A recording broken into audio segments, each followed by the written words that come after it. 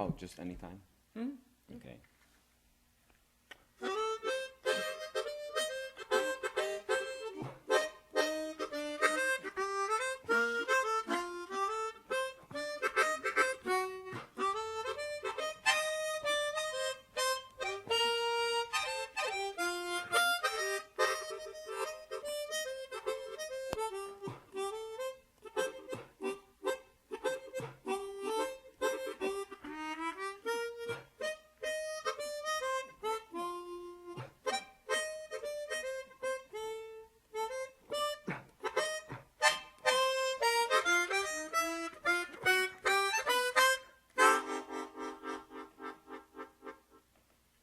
All right. Thank you, Dennis. Sitting here with Dennis Gruenling. He's to my whichever side this is. It's hard to tell, you know. It's flipped around. Actually, I'm to my left. I am to his right, so everything's the way it should be. Anyhow, sitting here with Dennis Gruenling, and Dennis agreed to have me interrogate him about a couple of things. And one of the things that I'm really curious about is, as long as I've known you, Dennis, you have been a really rabid record collector, CD collector, tape collector, DVD, anything to do with music. You have been seeking it out. Last night at 2:30 in the morning, you were looking at somewhere on eBay or something like that for CDs. And how has this been a big part of your own development as a musician? Well, when I made that life-altering decision to take harmonica seriously, changed my life for the better or worse. You know, I realized the only way to get as good as the players that I liked, you know, the players that I admired and I wanted to become, you know, as good as, although, you know, it's a lifelong effort. You know, Little Walter, James Cotton, you know, George Smith, Big Walter, Sonny Boy, Junior Wells, those guys. These guys were around the music constantly. Mm-hmm. You know, not only is the scene not as active when I was growing up, but I was also growing up, you know, as a white kid in New Jersey. So I wasn't around, you know, culturally I wasn't around it, you know, and just time frame, you know, I should have really been in the 40s and 50s if I wanted to grow up in the same era with the same musical surroundings as these guys did. I figured the closest I could get is to just not really listen to radio and buy as many records as I could of the great artists of that time. Mm-hmm. You know, it's the closest assimilation I could get to them actually being around me physically, was to, you know, constantly buy records of those artists and listen to them. So, and I still, you know, I still look for, you know, recordings that I'm missing or recordings that I want, artists that I don't know of, or, you know, good music in general.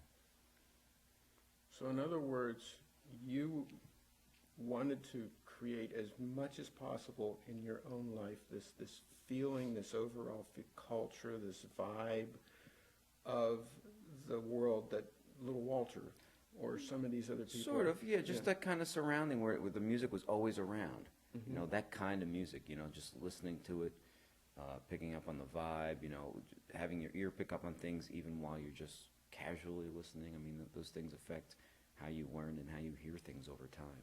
Mm-hmm. And I just wanted to have that, you know, going on for myself.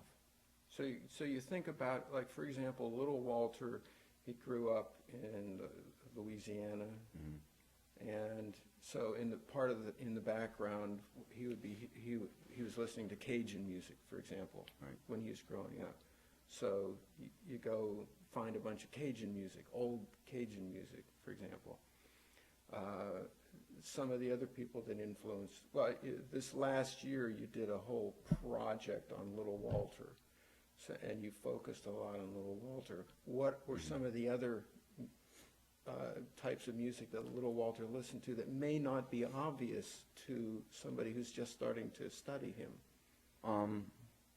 Well, I mean, if you know about his music, or if you studied his music, you probably would realize this. Maybe a casual listener wouldn't know, or a new listener may not know. But obviously, he was listening to big band stuff, more jump blues oriented stuff, sax players, and those kinds of things. And you can tell by his playing, especially when you look at the development of his style and how he played from the late '40s, the early late '40s going into the very early '50s with Muddy Waters, the acoustic stuff, very much like the first Sonny Boy. And you hear his style change over time. And perhaps it was changing even before that, but it was never recorded that much like that until he started to, in '52 when he started with Juke. He started to play more like a horn. It's a combination of the amplified harmonica sound and music that I'm sure that he was listening to, like Louis Jordan and other sax players and more swing-oriented groups.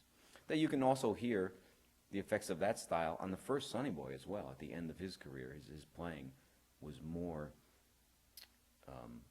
swinging, as opposed to the really early stuff that John Lee Williamson put out, which is more like raw, down home, may say like down home or gut bucket blues. Later in his career, towards the end of John Lee's career, it was more swing and jump blues oriented. You can tell by his phrasing and his note choices and how he played and sang. Probably, I'm sure it was popular music of the day, so that had a big effect on it. But you can see the same thing in Lil Walter, but more exaggerated because of the times and how he developed beyond where the first Sonny Boy took it, and the amplified sound in general, giving it a fuller, rounder sound, more of a lead instrument sound, you could say. And Little Walter commented directly on Louis Jordan being an influence. Right. And then there's also one of my favorite examples is how he took the Honey Dripper and did his version of it, the Evans Shuffle, Sure. with Muddy Waters, and that was well, it's not exactly a big band, it was sort of a medium band. Yeah, it was a jump. It was a jump band.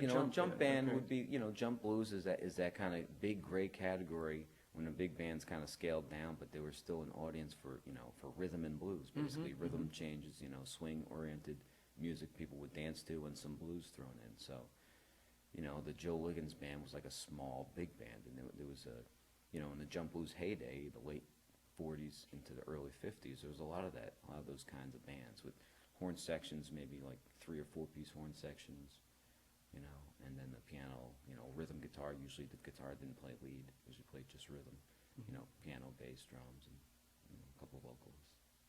Now,